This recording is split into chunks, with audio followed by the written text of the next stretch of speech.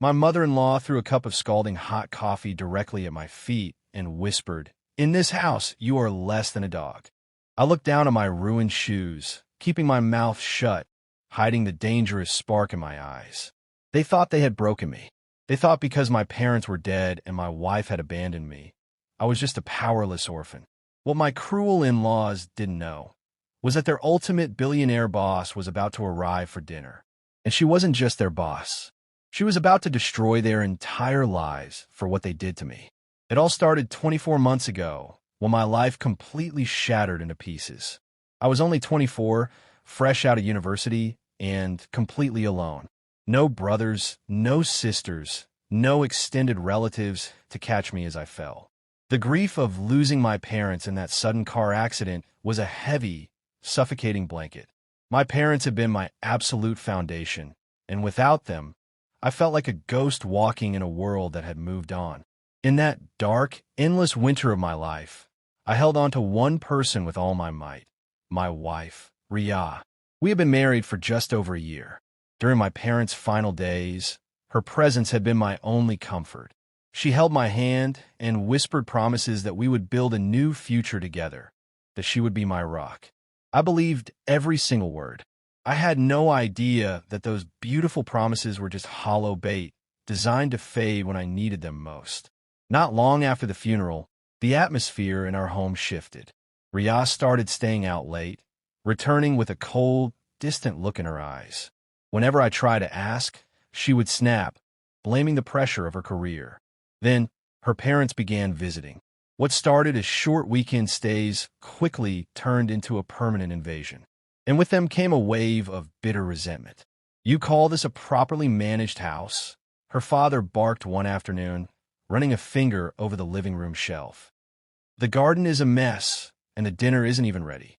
Your parents clearly raised a spoiled boy, didn't they?" Riya didn't say a word to defend me. She just sat on the couch, staring at her phone, completely ignoring her father's sharp words. I tried to swallow my pride, telling myself they were just traditional parents. But I was terribly wrong. The criticism soon escalated into outright tyranny. Then, the real blow landed. One stormy evening, Riya walked through the door, refusing to look me in the eye. "We need to talk," she said coldly.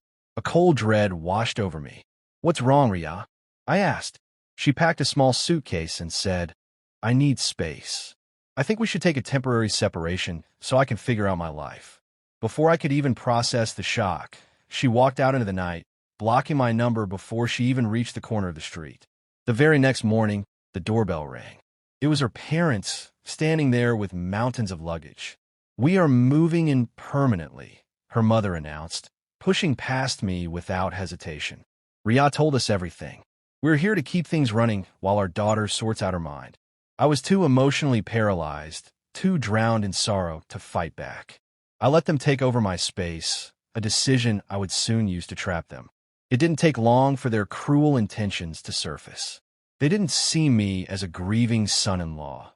They saw me as their unpaid, full-time servant. I was the one cooking every meal, scrubbing the floors, and tending to their every absurd demand. "Is this what you call coffee?" her mother sneered one morning, tossing the mug into the sink. I kept my head down. They thought I was compliant out of fear. In reality, I was observing. I was learning their weaknesses. My routine became a living nightmare. I woke up before dawn to prepare their breakfast, spent the afternoon deep cleaning the house, and stayed up past midnight ironing their wardrobe. I became a shadow of the man I used to be, a prisoner in the home my own parents had helped me buy. I completely isolated myself from my friends, too deeply ashamed to tell anyone. One afternoon, while I was on my knees scrubbing the hallway floor, Riya's father stood over me with a venomous smile. "You should be kissing our feet," he whispered. "Without our daughter, you are absolutely nothing in this city." Those words burned into my soul. Nothing? Was that all I was to them? A quiet, dark spark of defiance ignited inside me. I made a silent vow. I would not let these people break my spirit. I would let them climb as high as their arrogance allowed, just so their fall would be fatal. Months passed, and the daily degradation continued. They loved reminding me of my low status. Riya made a mistake marrying a nobody like you. Her mother would insult me while I served dinner. You bring zero value to this family. I wanted to roar back, but the physical exhaustion kept me silent. They had successfully stripped away my confidence, but they couldn't touch my intellect. One evening, while I was folding mountains of laundry, my mother-in-law walked into the room, speaking on the phone in a voice dripping with fake humility. "It would be our absolute honor to host you for dinner, ma'am," she said, practically bowing to the phone. "It's the least we can do to express our gratitude for your support at the firm." Hanging up, she turned to me with a venomous glare. "Tomorrow night, the dinner must be flawless. My ultimate corporate boss is coming. If you embarrass us, you'll pay dearly." I simply nodded. But when she left the room, I looked at the name written on her notepad, Mrs. Victoria Malhotra. My heart stopped. I knew that name. I knew it very well. A dark, satisfying smile crept onto my face. The trap was set, and they had walked right into it. The next day was a grueling marathon. I was up before sunrise, polishing every surface, creating a magnificent culinary feast.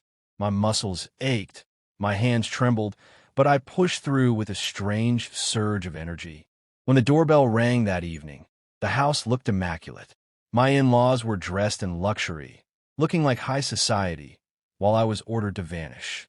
"Stay out of sight in the kitchen," my father-in-law hissed, shooing me away like a stray dog. "Just bring out the dishes when we command you to."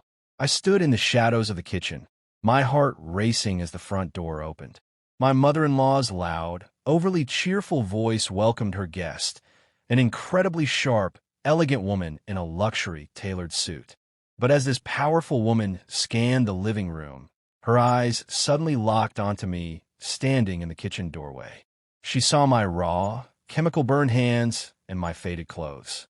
The entire room went dead silent. She stared at me in absolute disbelief. Then she spoke, her voice cutting through the air. "Aarav, is that really you?" Before I could answer, my mother-in-law nervously jumped in. "Oh, don't mind him, ma'am. He's just the domestic help we hired." Mrs. Malhotra's eyes narrowed into icy, dangerous slits. She looked at my mother-in-law's $10,000 diamond necklace, which was paid for by our company's funds, and then looked at me. "The help."